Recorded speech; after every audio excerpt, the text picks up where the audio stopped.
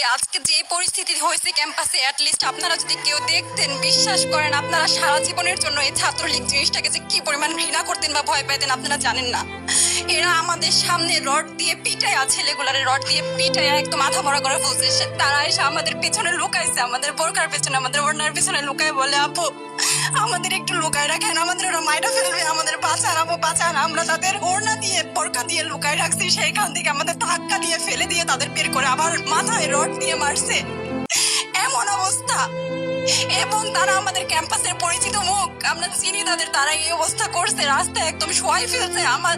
আমাদের হলের মেয়েদের বুকে বড় বড় যে আস্ত ইটগুলো বুকে ফেঁকে দিচ্ছে, মানে একদম পুরো বুকে লাগছে, এরকম জামা কাপড় ছিঁড়ে ফেলছে। এত বাজে অবস্থা।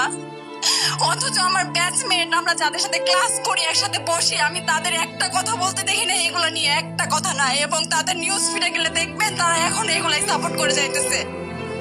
কিচ্ছু বলার নাই। আমি কেমনে চাই এই মানুষগুলোর সাথে এত বছর ক্লাস করছি, বা আমি আরো 6টা মাস কিভাবে ক্লাস করবো আমি জানি না, আমি সত্যিই জানি না।